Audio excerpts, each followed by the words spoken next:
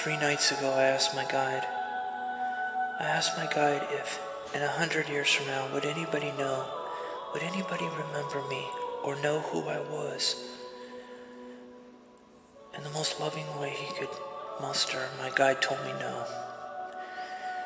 He told me no, in 100 years from now, nobody will remember who I was, but that's okay. I have to admit I felt sad. Not terribly, but I did. And I thought about all the people who lived 100 years ago from today. How many of them do we remember? Probably not that many. All the lives that they led, the things that they felt, the life that I lead, the things that I have felt. Did it matter? What was it all for? But I wonder what happens to all the stories, all the lives, all the things that people feel. Where do they go? I remember what it felt like. I know it sounds odd.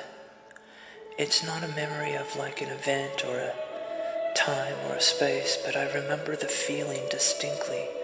A feeling of utter peace, but a feeling of not knowing. I remember what it felt like to be the void.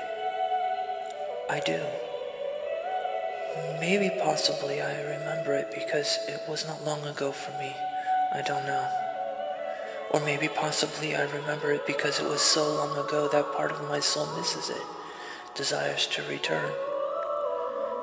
The void is not dead. I even hesitate. I call it the void, but I remember what I felt when I was in that state. It was actually not a void. I don't think there's a word for it. Utter peace, yet utter loneliness. And I look around me in the world, the trees, the grass, the people that I see walking on the streets, talking amongst each other. Everything that's in the world right now was a part of me when I was in that state, in the void. You were just as much the void as I was. But yet, there was no separation. I remember that state. It's not an event, a memory like that. It's a memory of deep feeling. I think that's why I think of unity so much. I think of the concept of everything being one so much because a part of me wants to go back to that state. And I know you were there too. But there was no you, there was no I. There was just being one. I do remember feeling lonely, but it was not a sad lonely. It was more like a lonely of realizing there was nothing else. It was peaceful, but it was lonely. And sometimes as I sit in the world, even now, I see everything around me and I still feel that loneliness. It never goes away. It's almost like an emptiness that I carry with me, even with people around me, even surrounded by buildings or edifices or trees or woods or wherever I find myself. I still feel that loneliness. I felt it ever since I was a child. Sitting in my backyard, playing in the dirt, picking flowers in my mother's flower bed. Oh, she got really angry when I did that. But such peaceful moments. And I remember contemplating how lonely I felt, but yet it was not a bad lonely. I think it was the same feeling. The feeling I felt in the void. When I was all that is. You were not excluded from that. You were there as well. But you were not separate. Everything seems separate now. I touch the grass. It feels like it's outside of me. I run my hand on the bark of the tree and through the water in the river. I touch the stones. I crumble the dead leaves in my hand.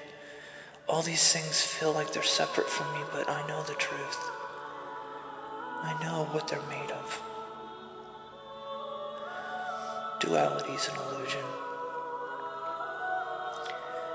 The people in a dream think they are separate, but they're not. They're created in the same mind, all of them.